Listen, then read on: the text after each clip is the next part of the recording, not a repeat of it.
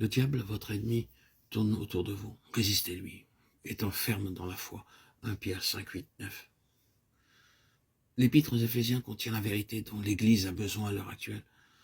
Nous avons ici une révélation de la volonté divine concernant le corps de Christ.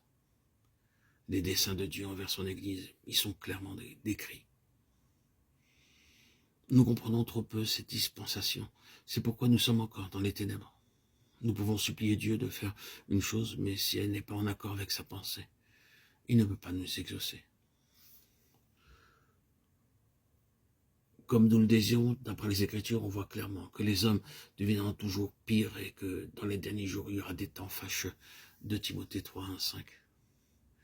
Les ténèbres s'épaissiront et s'étendront sur la terre. Dès maintenant, Christ prépare son Église en l'élevant par la foi en esprit dans les lieux célestes, à être transmué à la rencontre du Seigneur. Plus tard, quand toutes choses seront dévoilées, nous verrons, je pense que l'année 1905 a marqué une époque dans les desseins de Dieu envers le monde. Il envoya une effusion spéciale du Saint-Esprit pour réveiller l'Église de Christ à travers le monde, pour qu'elle se lève et se prépare au retour du Seigneur Jésus.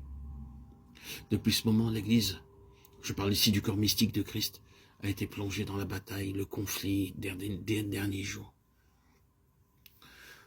Vous le verrez partout, le conflit règne maintenant. Là où régnait le calme plat, et le conflit vaut mieux que le calme plat. Le service du chrétien aujourd'hui est différent de ce qu'il était il y a 5 ans. Il semble y avoir 2 sphères distinctes de service parmi le peuple de Dieu.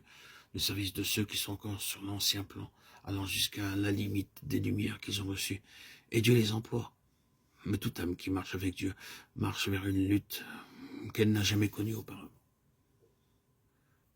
Ce qu'il faut à l'heure présente, c'est comprendre notre position spirituelle où nous sommes et comment nous devons travailler pour triompher dans la lutte. Comment la bataille sera-t-elle gagnée? Par ceux qui comprennent comment il faut prendre position en Christ, au-dessus de toute principauté et de toute puissance, et qui resteront fermes dans cette position de victoire en Christ, jusqu'à ce que les puissances des ténèbres soient vaincues et que le peuple de Dieu soit délivré. Nous avons eu des aperçus de cette lutte invisible dans le passé, lorsque les nuages ont envahi l'esprit de façon à le tirer en bas sous la force des circonstances et la pression de l'entourage. La leçon a été dure à apprendre jusqu'à ce que nous soyons arrivés à savoir triompher dans le domaine spirituel, ayant atteint expérimentalement cette position de victoire et d'union avec le Sauveur ressuscité. Au sujet de ce conflit spirituel, nous lisons le chapitre 6 des Éphésiens et nous écoutons Paul qui écrivit cette lettre de Rome. Tout en étant dans cette prison romaine, son esprit était triomphant et Christ dans la position de victoire. Et Paul, à Rome et en prison, édifie encore l'Église de nos jours. En regardant les circonstances extérieures, on serait tenté de dire, pauvre Paul, son œuvre est terminée. Non, non, nous dirait-il, il n'y a aucune défaite dans les lieux célestes.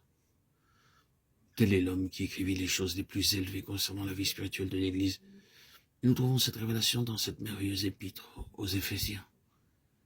Elle commence par nous révéler Christ assis à la droite de Dieu et se termine dans le 7e chapitre par le message de la guerre spirituelle du chrétien.